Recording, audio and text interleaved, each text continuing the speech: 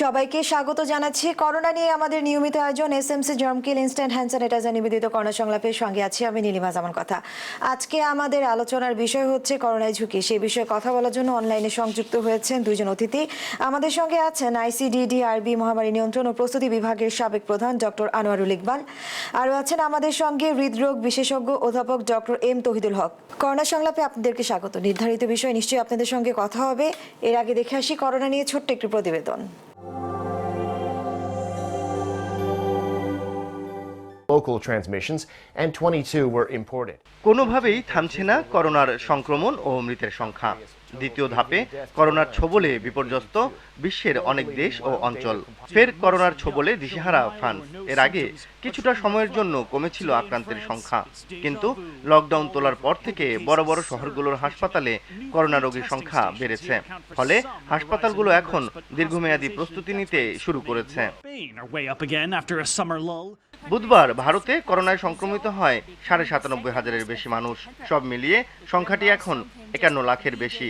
দেশটিতে মৃত্যুর তালিকায় নতুন নাম উঠেছে ১,১৩৯ জনের। মোট মৃত্যু ছাড়িয়েছে ৮৩,০০০। দেশটির স্বাস্থ্য মন্ত্রণালয়ের দাবি, ভারতে করোনায় আক্রান্তের হার ৮ ভাগ আর মৃত্যু হার ১ ভাগের কিছু বেশি। তবে এই হার বাড়ার আশঙ্কা স্বাস্থ্য বিশেষজ্ঞদের। করোনায় মৃত্যুর সংখ্যায় এখনও শীর্ষে যুক্তরাষ্ট্র। দেশটিতে নতুন ১,১৫১ জন সহ এ পর্যন্ত মারা গেছে ২ লাখেরও বেশি মানুষ। আমেরিকার ২ মহাদেশ ও দক্ষিণ এশিয়ায় সংক্রমণ এখনও দ্রুত বাড়ছে। অন্যদিকে ইউরোপকে এক দফা লণ্ডভণ্ড করে দিয়ে কিছুটা কমলেও নতুন করে আবারও বেড়েছে করোনার প্রাদুর্ভাব। তবে আশার কথা, আক্রান্তের পর সুস্থতার হারও দ্রুত বাড়ছে। এদিকে সংক্রমণ কমে আসায় চলতি মাসের শেষে লকডাউন প্রত্যাহার করা হতে পারে অস্ট্রেলিয়ার ভিক্টোরিয়া রাজ্যে।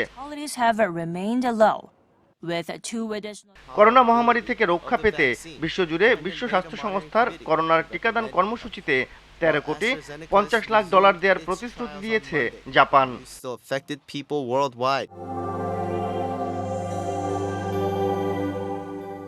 দর্শক, আমরা এতক্ষণ দেখছিলাম করোনা নিয়ে ছোট্ট একটি প্রতিবেদন। এখন যাব মূল আলোচনায়। প্রথমে ডক্টর আনোয়ারুল ইকবাল, আমি আপনার কাছে জানতে চাই যে করোনা ভাইরাসের শুরুর দিক থেকে এখন পর্যন্ত বয়স্করাই এতে বেশি কাবু হচ্ছে বলে মনে করা হলেও যুক্তরাষ্ট্র সহ বিভিন্ন দেশেই করোনা ভাইরাসে আক্রান্তদের নিয়ে করা প্রাথমিক পরিসংখ্যানে দেখা গেছে যে তরুণরাও করোনাতে আক্রান্ত হচ্ছেন। তো বাংলাদেশে প্রতিদিন আক্রান্তের হারে প্রায় ৫% আক্রান্ত হচ্ছেন। এটার কারণ কি, আপনি কি মনে করেন এই ব্যাপারে? এটা আমার মনে করাকরির কিছু নাই, কারণ আমরা আসলে বৈজ্ঞানিক কোনো কিছু পন্থাও বের করিনি এর ব্যাপারে।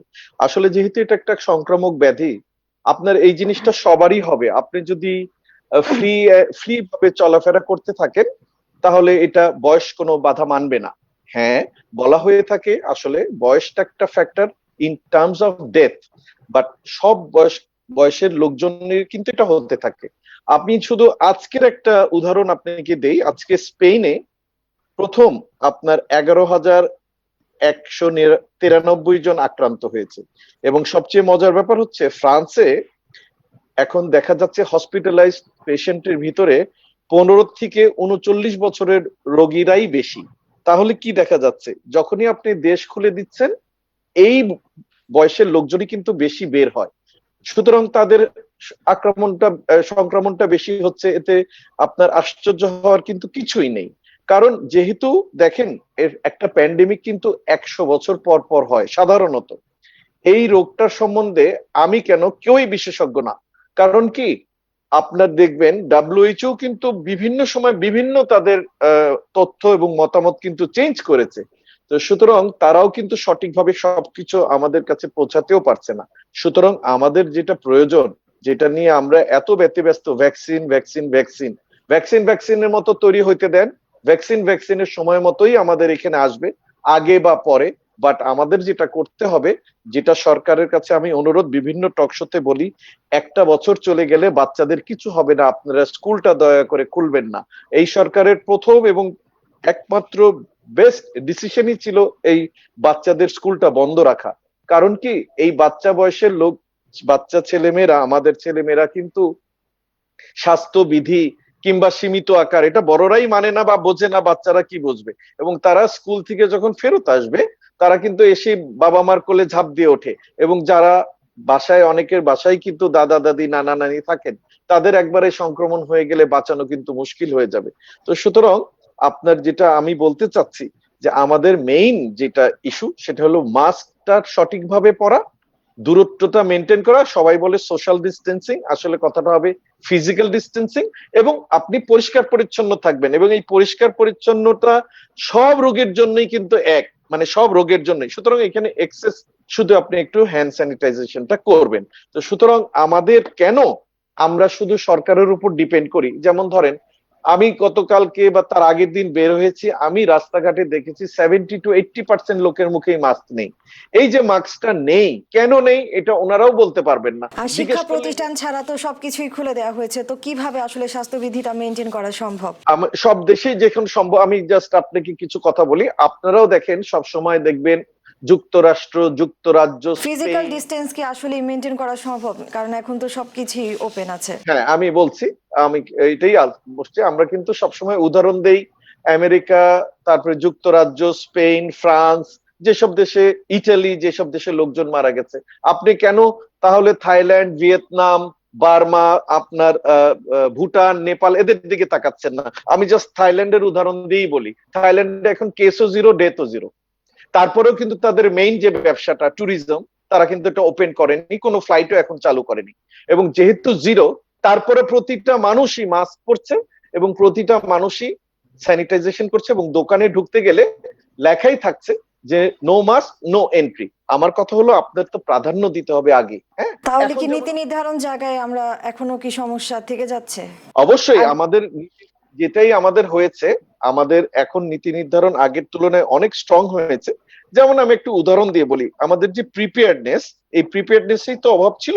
এখন যখন বিভিন্ন ভাবে ভ্যাকসিনের কথাই কিন্তু বেশি মানুষ এখন জানতে চাচ্ছে কবে আসবে কবে আসবে, কিন্তু আপনি কি এই প্রিপারেশনটা নিয়েছেন যে ভ্যাকসিন যদি আসে একটা কিন্তু লো টেম্পারেচারে এটাকে আনতে হবে, ট্রান্সপোর্টের একটা টেম্পারেচার আছে, সেটা আপনি যখন দেশে আসবে তারপরে কিন্তু আপনি দেশের বিভিন্ন অঞ্চলে এটা আপনার সাপ্লাই করতে হবে, সেটারও কিন্তু একটা নির্দিষ্ট টেম্পারেচার আছে। প্লাস আপনি এনে ধরেন আপনার কাছে 3 কোটি ভ্যাকসিনই আসলো, 3 কোটি ভ্যাকসিন আসার পরে আপনি এটা রাখবেন কিভাবে, কত টেম্পারেচারে রাখবেন, এইসবের যে প্রিপেয়ারনেস আছে সেগুলো কি আপনি ঠিক করেছেন? প্লাস এই ভ্যাকসিন যদি আসেই, মনে রাখতে হবে প্রত্যেকটা ভ্যাকসিন কোম্পানি কিন্তু, মেজরিটি কোম্পানি কিন্তু 2টা ডোজে ভ্যাকসিন তৈরি করছে। তার মানে একটা মানুষকে 2টা ডোজ লাগবে। যেমন অ্যাস্ট্রাজেনেকার কথাই বলি, আজকে যদি আপনি একটা দেন, নেক্সট 1 মাস পরে আরেকটা দিতে হবে, তাহলে 3 কোটি ভ্যাকসিন কিন্তু 1.5 কোটি হয়ে যাবে। তারপরে এই ভ্যাকসিন গুলো আপনি কাদেরকে দিবেন? আগে কাদের দিবেন? ফ্রন্টলাইনার্সদেরকে আগে দিবেন, নাকি না যারা ঝুঁকিপূর্ণতে আছে, যেমন ধরেন 60-65+ এই যে লোকদের আগে দেবেন, না বাচ্চাদের আগে দেবেন, না কাদের আগে দিবেন? আপনার একটা জিনিস আর একটা আমি বলে দিচ্ছি, গত পরশুদিন সেরাম ইনস্টিটিউশনের সিইও বলেই দিয়েছে পৃথিবীর প্রতিটা মানুষের কাছে এই ভ্যাকসিন পৌঁছাতে গেলে 2024 পর্যন্ত লাগবে। তাহলে 2024 সাল পর্যন্ত যদি লাগেই, তাহলে আপনার এই মাস্কটাই আপনার ভ্যাকসিন। মাস্ক আপনার পরতেই হবে। কিভাবে পরবেন, কেন পরবেন ভ্যাকসিন না? নিয়ে পরিকল্পনার কথা আপনার কাছে আরো শুনবো। এখন যাচ্ছি অধ্যাপক ডক্টর এম তৌহিদুল হক, আপনার কাছে জানতে চাই যে একটা লেখায় আমরা জেনেছি যে ভিটামিন ডি এর ঘাটতি এবং করোনা সংক্রমণের মধ্যে একটা সম্পর্ক পাওয়া গেছে, এবং শিকাগো ইউনিভার্সিটি মেডিসিনের গবেষকদের গবেষণায় দেখা যায় যে ভিটামিন ডি এর ঘাটতি রয়েছে এমন ব্যক্তিরা ভিটামিনের পর্যাপ্ত মাত্রা থাকা রোগীদের তুলনায় কোভিড-19-এ প্রায় দ্বিগুণ বেশি পজিটিভ হিসেবে শনাক্ত হয়েছেন। তার মানে কি ভিটামিন ডি এর অভাব কোভিড আক্রান্তের ঝুঁকিকে বাড়িয়ে দেয়? আপনি কি মনে করেন? আপনার এই প্রশ্নের আগে আমি এই ডক্টর ইকবালের সাথে দুই একটি পয়েন্ট একটু অ্যাড করে দিতে চাই। দেখুন, আপনার আজকের বিষয় হলো করোনায় ঝুঁকি।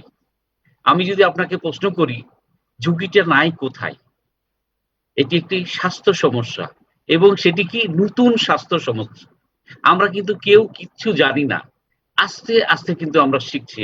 আমরা যত বড় মেডিকেল সায়েন্সের বৈজ্ঞানিক হই না কেন, আমরা কিন্তু প্রতিদিনই কিন্তু শিখছি। কি শিখছি? ভ্যাকসিনের প্রয়োজন আছে।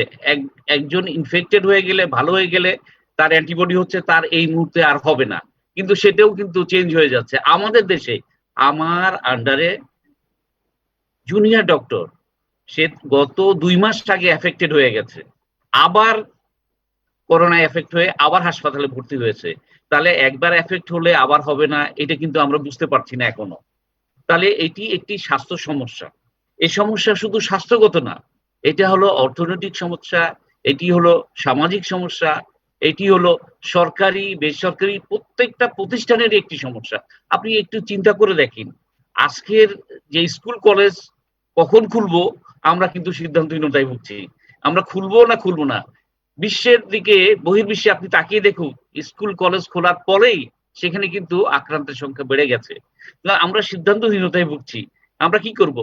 আমাদের দেশে কিছুদিন আগে আপনারা শুনেছিলেন যে প্লাজমা থেরাপি খুব ইম্পর্টেন্ট। প্লাজমা থেরাপির দিকে আমরা ঝুঁকে পড়েছি। WHO এবং যুক্তরাষ্ট্রে এবং FDA বলে দিচ্ছে যে প্লাজমা থেরাপি এখন প্রয়োজন নাই। তাহলে আমরা যাবো কোন দিকে? নতুন বিষয়ে আমরা এখনো শুধুই শিখছি। সুতরাং আপনি যে কথাটি আসছিলাম যে ভিটামিন ডি এর একটি কথা আসছে। হ্যাঁ, ভিটামিন ডি শুধু না, জিঙ্ক, ভিটামিন ডি এই দুটি আমাদের শরীরের একটি মারাত্মক উপাদান, যার আমরা যদি ডেফিসিয়েন্সি হয়ে যায় তাহলে সংক্রমণের সংখ্যা বেড়ে যায়। কারণ ইমিউনো ডেফিসিয়েন্সি হয়। এখানে শরীরের রোগ প্রতিরোধের ক্ষমতা কমে যায়। সেই ক্ষেত্রে আমাদের যদি আমরা রেগুলার, যাদের সমস্যা হয়ে গেছে তারাও খেতে হবে, যাদের হয়নি তাদের ইমিউন সিস্টেমটাকে আরো শক্তিশালী করার জন্য এই ভিটামিন ডি, জিঙ্ক, এমনকি সানবাথ, রৌদ্রে থাকা খুবই জরুরি। এবং আর যে কথাটি ইকবাল সাহেব বলছিলেন যে যেহেতু আমাদের ভ্যাকসিন কবে পাবো জানি না, 2024 সাল পর্যন্ত আমাদের লেগে যেতে পারে। সেই ক্ষেত্রে আমাদের একমাত্র ভ্যাকসিন এখন কি হবে, আমাদের যে সমস্যাটি আমি আরেকটি বিষয় সংযুক্ত করতে চাচ্ছি যে অনেকেই বলছে যে বাংলাদেশে হার্ড ইমিউনিটি তৈরি হয়ে গেছে, তো এটা বলার কারণ আসলে কি? আসলে আমরা সকলেই চাচ্ছি, যেহেতু আমরা বা এটা নিয়ে কি কোনো পরীক্ষা করা হয়েছে? না, এমন কোনো পরীক্ষা হয়নি, তবে আমাদের মানসিকতা এইভাবে চলে আসছে যে আমরা আসলে ভ্যাকসিন কবে পাবো, আমাদের কিভাবে থাকতে হবে, কিভাবে ভবিষ্যৎ পরিকল্পনা করতে হবে। দেখুন, প্রাথমিক পর্যায়ে আমরা কিন্তু স্বাস্থ্য খাতকে অনেক দোষারোপ করেছি যে কোনো পরীক্ষা হতো না, কতজন রিপোর্ট দিয়ে যাচ্ছে, রিপোর্টের গরমিল হচ্ছে। আমরা দ্বিধা দ্বন্দ্বের মধ্যে ছিলাম, আমরা কিভাবে আগাবো। কিন্তু আমরা আস্তে আস্তে গুটি গুটি পায়ে কিন্তু আমরা একদম অনেক দূর এগিয়ে এসেছি। এবং আমরা মনে করি সরকারের এখানে অনেক ধরনের সুনির্দিষ্ট চিন্তা ভাবনা আছে, এবং আমরা কিন্তু কথার কথা বলি যে আমাদের এটা হলো না, এটা হলো না। একটি কাজ কিন্তু করতে গেলে সময় লাগে। যদিও আমরা সময় পেয়েছিলাম, এটাকে আমরা প্রথমে গুরুত্ব দেইনি, কিন্তু এটির গুরুত্ব এবং বিশ্বে মৃত্যু বিবেচনায় যে আমি বলতে চাচ্ছি যে এখন যে 13 থেকে 14,000 পরীক্ষা করা হচ্ছে, এটা কি এক ধরনের স্বস্তির বিষয় আমাদের জন্য? কোনো মতেই আমাদের জনসংখ্যার তুলনায় এটি খুব যৎসামান্য পরীক্ষা। আপনি আমাদের পাশের দেশে, আপনি ভারতেই চিন্তা করুন কি পরিমাণে আক্রান্ত সংখ্যা, কি পরিমাণে মৃত্যুর সংখ্যা। এটি আমরা যদি পরীক্ষা করতে পারতাম তাহলে আমরা এক্সাক্ট ফিগারে বলতে পারতাম। আমরা মাঝে মাঝে মৃত্যুর সংখ্যা খুব কম দেখছি, আমরা কিন্তু আত্মতৃপ্তিতে ভোগার কোনো আমাদের অবকাশ নাই। এই ক্ষেত্রে আমরা যত টেস্ট করতে পারবো, আমরা শনাক্তর হার আমাদের সেই পরিমাণটা নির্ণয় হবে। আমরা আশা করি ভবিষ্যতে, কারণ যেভাবে আমরা দেখছি আমাদের করোনা নিয়ে বসবাস করতে হবে, এবং এই করোনা যে কবে যাবে সেটাও আমরা জানি না। প্রতিদিনই WHO নতুন নতুন তথ্য দিচ্ছে। দেখুন, আমরা মনে করতাম যে করোনা একটি ইনফেকশাস ডিজিজ, অর্থাৎ ইনফেকশন হলে আবার অটোমেটিক সেরে যাবে, এরকম আমাদের চিন্তা ভাবনা ছিল। কেউ কেউ প্রাথমিক অবস্থায় বলেছে এটা একটি চায়না পোকা, চায়না তো হয়েছে, আমাদের দেশে কখনো আসবে না, এই ধারণায় আমরা পিছিয়ে ছিলাম। কিন্তু যখন এটি শুরু হয়ে গেল 8ই সেপ্টেম্বরের পর থেকে এই পর্যন্ত, আপনারা চিন্তা করে দেখেন আমাদের দেশে প্রায় আক্রান্তের সংখ্যা 3,42,000-এর উপরে চলে গেছে। মৃত্যু হার যদিও অন্য দেশের তুলনায় কম, প্রায় এই পর্যন্ত 4,823 জনের মৃত্যু আমরা সরকারিভাবে পেয়েছি। অর্থাৎ মৃত্যুর সংখ্যা কিন্তু যে পরিমাণে হওয়ার কথা ছিল সেই তুলনায় আমাদের নগণ্য। যদিও বলা হচ্ছে আমাদের ঢাকা অঞ্চলে যেহেতু রোগী শনাক্তের হার বেশি, মৃত্যুর সংখ্যা বেশি, কিন্তু আজকের পত্রিকাতে আমরা দেখলাম যে চাঁদপুরে, ঝিনাইদহে এবং কুমিল্লাতে মৃত্যুর হার বেশি। এখন কি কারণে আমরা কিন্তু কোনো তথ্য উপাত্ত জানি না, আমরা পত্রিকার মাধ্যমে জানতে পেরেছি যে মৃত্যুর সংখ্যা এই অঞ্চলে এখন বেশি। এখন কারণটা কি, সেই কারণটা আমাদের খোঁজা দরকার। আর এই অবস্থায় আমাদের ভবিষ্যৎ পরিকল্পনা কি? কিছু শর্ট টার্ম পরিকল্পনা দরকার, কিছু mid doctor term. M Tohidul Haque, আপনাকে অসংখ্য ধন্যবাদ। কমিউনিটি ট্রান্সমিশন, এটা নিয়ে কথা বলবো, এর আগে নিয়ে আসি এসএমসি জার্মকিল ইনস্ট্যান্ট হ্যান্ড স্যানিটাইজার নিবেদিত করোনা সংলাপে বিরতি।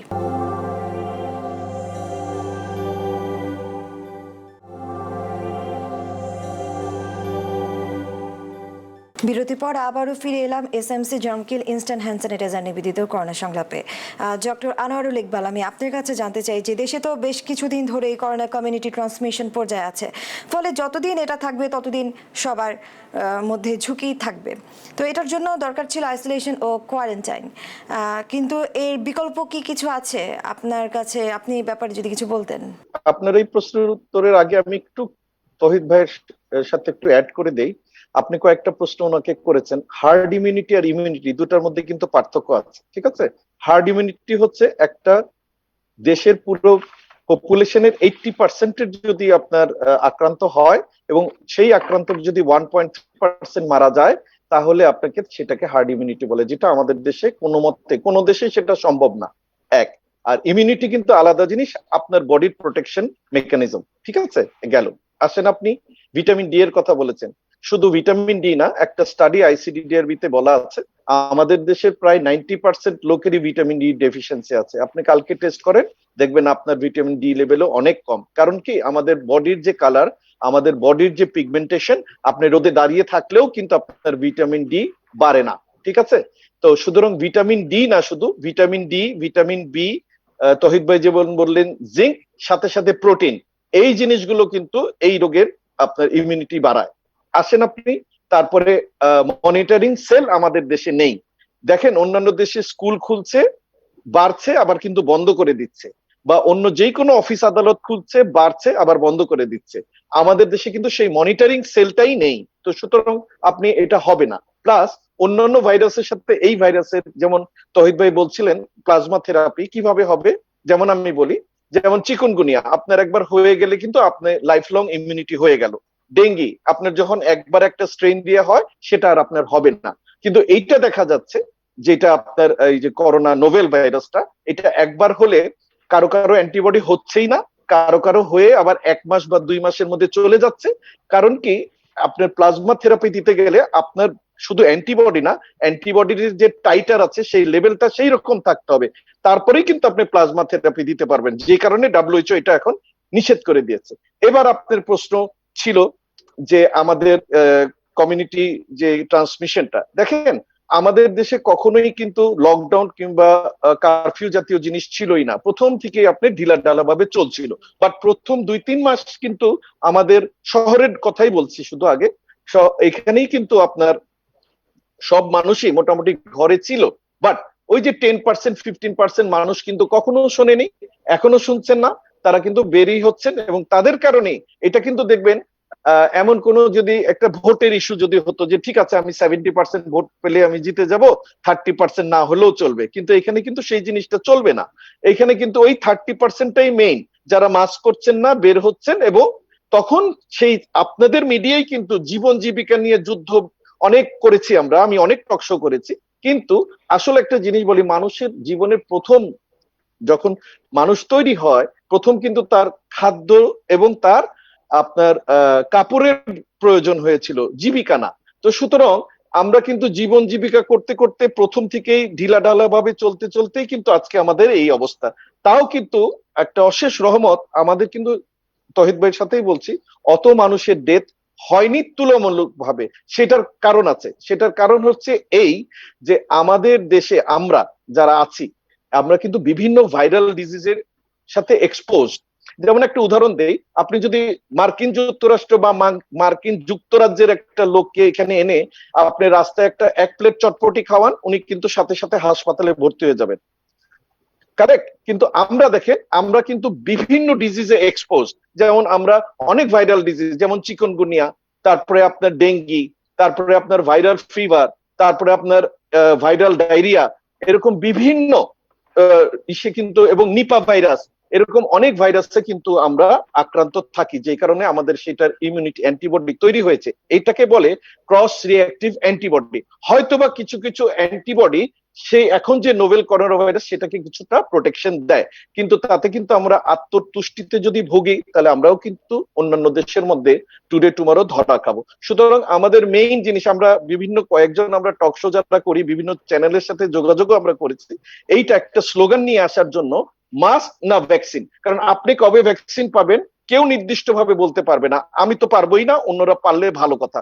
কিন্তু আমরা দেখা যাচ্ছে যে 17 কোটি মানুষ, আমি তো 17 কোটি মানুষকেই চিন্তা করব, আমি তো প্রান্তিক জনগণ, তারপরে গ্রামাঞ্চলে যারা আছেন তাদের কথাও তো চিন্তা করতে হবে। তারা কবে ভ্যাকসিন পাবে আমরা কি একটু চিন্তা করেছি?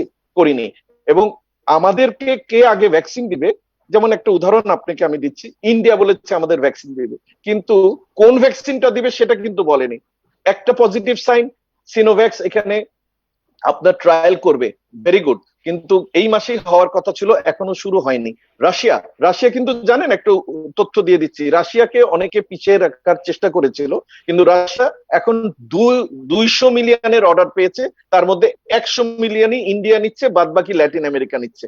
তো সুতরাং ভ্যাকসিন হবে টুডে টুমরো, বাট ভ্যাকসিনই কিন্তু একমাত্র আপনার পরিত্রাণের ইস্যু না, এটার কিন্তু ব্যাপার আছে। আরো কিছু কিছু কোম্পানি আপনার কিন্তু তারা ট্রিটমেন্ট, আমাদের যেমন নোভেল করোনা ভাইরাসের কিন্তু স্পেসিফিক কোনো ট্রিটমেন্ট নেই, আমরা যে ট্রিটমেন্ট গুলো দিচ্ছি সেগুলো কিন্তু অন্যান্য অসুখের যে ট্রিটমেন্ট সেটার কম্বিনেশন করে কিন্তু আমরা দিচ্ছি, এবং কিছু কিছু ডক্টর আনোয়ারুল ইকবাল, আপনাকে অসংখ্য ধন্যবাদ। এখন ডক্টর এম তৌহিদুল হক, আমি আপনার কাছে জানতে চাই যে অনেকেই বলছে যে পুরুষদের তুলনায় নারীদের করোনায় ঝুঁকি কম, এই বিষয়ে আপনার কি বলার আছে? আসলে ঘটনাটি দেখা যাচ্ছে, এই তথ্য উপতথ্য কিন্তু মিলছে না। কেউ বলছে পুরুষরাই বেশি আক্রান্ত, কেউ বলছে মিডল এজে বেশি আক্রান্ত, শিশুরা আক্রান্ত হচ্ছে না। কিন্তু যখনই আপনি স্বাস্থ্য বুলেটিন দেখবেন কোন বয়সে কত এফেক্টেড, তবে ইউজুয়ালি দেখা যাচ্ছে মিডল এজ যারা এক্সপোজ, যারা বেশি বাইরে যাচ্ছে, তাদের মধ্যে এই রোগের আধিক্যটা বেশি হচ্ছে।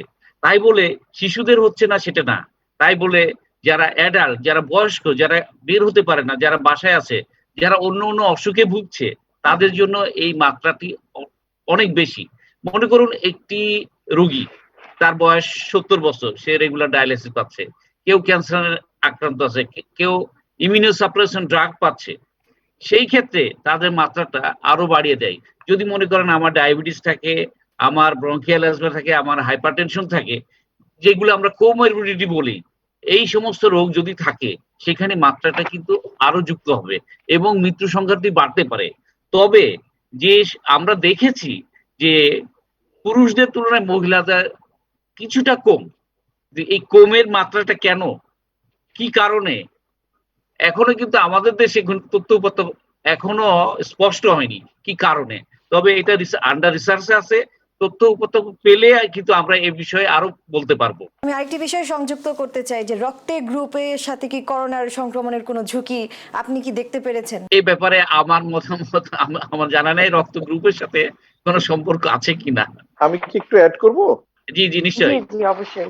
আমি বলছি, দুইটা প্রশ্নের উত্তর দিয়ে দিচ্ছি। একটা হচ্ছে আপনার নারী পুরুষের যে ইস্যুটা, এটা খুবই একটা ভ্রান্ত ধারণা। যে দেশে যেই জেন্ডারের মানুষ বেশি বের হবে সেটাই বেশি আক্রান্ত হবে। মানে যে দেশে দেখবেন যে নারীরা বেশি বাড়ির থেকে বের হচ্ছে, সে দেশের নারীরা বেশি আক্রান্ত হবে। যে দেশে আর কি আপনার পুরুষরা মানে কাজের জন্য বের হবে তাদের বেশি আক্রান্ত হবে। আর এই যে ব্লাডের যে গ্রুপের কথা বলেন, এটার সাথে কোনো রকমেরই কোনো সম্পর্ক এখন পর্যন্ত কেউ বের করতে পারেনি। তো সুতরাং আসলে এগুলো সবই ভ্রান্ত ধারণা।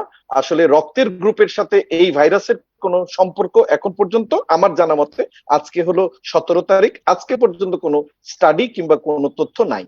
ডক্টর আনোয়ারুল ইকবাল, আমি আপনার কাছে একটি শেষ প্রশ্ন রাখতে চাই যে করোনাতে তো আমরা এখনো ফার্স্ট ওয়েভেই আছি, সেটাকে কিভাবে সামাল দিতে পারছি এবং সেটা নিয়ে বিভিন্ন মহলে ভিন্ন ভিন্ন মতবাদ আছে।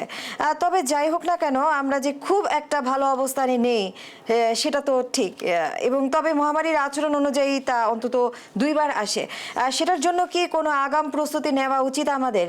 শুনেন, প্রস্তুতি ছাড়া কোনো কিছুই হয় না। সেটা আপনি একটা ক্রিকেট ম্যাচই খেলেন, ফুটবল ম্যাচই খেলেন, বা আপনার আক্রান্তর কথাই বলেন, প্রিপেয়ারনেস ইজ আ মাস্ট। যেমন আমি বলি, আমাদের অনেক মন্ত্রণালয় থেকে বলা হচ্ছে বা অনেক মন্ত্রী বলছেন যে আমরা এখন কন্ট্রোল করে ফেলেছি, আমরা এটা আক্রান্তর হার কমে যাচ্ছে, ঠিক আছে, কিন্তু প্রধানমন্ত্রী এবং আমাদের ওবায়দুল কাদের সাহেব কিন্তু স্পষ্ট বলে দিয়েছেন আমাদের আত্মতুষ্টিতে ভোগার কোনো সুযোগ নেই। সুতরাং দেখেন আপনার দুইটা কথার মধ্যে কত আপনার ডিফারেন্স। তো সুতরাং আমাদের যেটা প্রস্তুতি এখন দেখেন, আমরা কিন্তু আগের প্রস্তুতি ফিরে গেলে হবে না। এখন প্রস্তুতিটা অন্যরকম প্রস্তুতি। কি, সামনে শীত আসছে, শীতে বিভিন্ন দেশে বলা হচ্ছে যে সেকেন্ড একটা ওয়েভ আসবে, অথবা শীতে এই জীবাণুগুলো বেশি বাঁচে। তো সুতরাং শীতে হয় কি, আমরা মানুষ কাছাকাছি থাকার চেষ্টা করি। এই জিনিসগুলো শীতে যে আরেকটা ওয়েভ আসবে, এই ওয়েভটা আসার আটকানোর জন্য আমাদের যেই যেই স্টেপস গুলো নেওয়া দরকার, এগুলো তো অবশ্যই দেখেন শুধুমাত্র স্বাস্থ্য মন্ত্রণালয়কে একা তার উপরে রেসপন্সিবিলিটিটা দিয়ে শেষ করা উচিত হবে না। উচিত হবে একটা আন্তঃ মন্ত্রণালয়, আমি বলে দিচ্ছি কোন কোন মন্ত্রণালয়: স্বাস্থ্য মন্ত্রণালয়, ফরেন মিনিস্ট্রি, স্বরাষ্ট্র মন্ত্রণালয়, সিটি কর্পোরেশন এবং লোকাল গভর্নমেন্ট, এরা সবাই মিলে যদি এই যে ভ্যাকসিন আনার থেকে শুরু করে সবকিছুরই কিন্তু একটা প্রিপেয়ারনেস আছে। কেন কি, আমরা কিন্তু কোনো নিজে কিছু আবিষ্কার করছি না, যেহেতু আমরা নিজেরা কিছু আবিষ্কার করছি না, আমরা পরনির্ভরশীল। সুতরাং তাদের জিনিসপত্র আসলে আমরা কিভাবে রাখবো, কোথায় রাখবো, অত বড় জায়গা আমাদের আছে কিনা, ইন্টারনাল যে ট্রান্সপোর্টেশন সেটা আমরা করতে পারবো কিনা, কাদেরকে আগে ভ্যাকসিন দিব, এগুলো সব জিনিস আগেই আপনার পুনর্নির্ধারণ করে রাখতে হবে। আদারওয়াইজ কিন্তু ভ্যাকসিন এনে রেখে দিলে কিন্তু সেই ভ্যাকসিন গুলো নষ্ট হবে, তখন কিন্তু সেই ভ্যাকসিনের উপর দোষ চলে যাবে। তো সুতরাং এইগুলো সবই প্রিপেয়ারনেস অংশ। Plus second wave, third wave আমাদের দেশে বোঝা খুবই মুশকিল, কারণ দেখেন যখন সব দেশে আপনার আক্রান্তর হার বাড়ছে, আমাদের দেশে দেখানো হচ্ছে কমছে। কিন্তু একটা জিনিস খেয়াল করবেন, যত আপনার আক্রান্তর হার কমছে, মৃত্যুর হার কিন্তু ধীরে ধীরে বাড়ছে। কারণ কি, আপনার যদি 2000-এর একটা উদাহরণ দেই, 2000-এ যদি 5 জন মারা যায়, এখন দেখা যাচ্ছে 1000-এর সেই 5 জনই মারা যাচ্ছে। আপনি ঘুরে ফিরে কিন্তু দেখবেন ওই 42 জন, 32 জন, 35 জন এরকম কিন্তু রোজই মারা যাচ্ছে। সেই কারণে কিন্তু এখন আপনি যদি কয়েকদিনের তথ্যটা নেন, তখন কিন্তু আপনি আবার রেট যদি কাউন্ট করেন, দেখবেন কিন্তু মৃত্যুর হার বাড়ছে। এখন ওনারা কোনটা করতে চাচ্ছে না আমার ঠিক জানা নাই, কিন্তু আমাদের প্রিপেয়ারনেস এর বড় অভাব। প্রিপেয়ারনেসটা করতে হবে এবং সবকিছু আমাদের প্রধানমন্ত্রীর উপর মানে রেসপন্সিবিলিটি দিয়ে কাজ শেষ করা যাবে না। তবে এটা ঠিক, এখন কিন্তু অনেক অনেক আপনার স্টেপস নেওয়া হয়েছে, যেমন এই যে পিসিআর মেশিনের উপর থেকে আপনার চাপ কমানোর জন্য কিন্তু এখন অ্যান্টিজেন টেস্ট কিছুদিনের মধ্যেই শুরু হবে, যে তথ্য আমার কাছে আছে। এবং সেটা হলে খুবই ভালো হবে। এবং প্রান্তিক গ্রামাঞ্চলের আমরা কিন্তু টেস্টই করতে পারছি না, সেখানে যদি আমরা টেস্টটা করতে পারি, তখন কিন্তু আমরা অ্যাকচুয়াল পিকচারটা পাবো, এবং সেই পিকচারটা পেলে ডক্টর আনোয়ারুল ইকবাল, আপনাকে অসংখ্য ধন্যবাদ আমাদেরকে এতক্ষণ সময় দেওয়ার জন্য। আপনাদের দুজনকে অসংখ্য ধন্যবাদ আমাদেরকে এতক্ষণ সময় দেওয়ার জন্য। দর্শক, করোনা সংলাপ আজ এই পর্যন্তই। আগামী পর্বে আবারও দেখা হবে। ততক্ষণ ভালো থাকুন, সুস্থ থাকুন এবং অবশ্যই স্বাস্থ্যবিধি মেনে চলুন।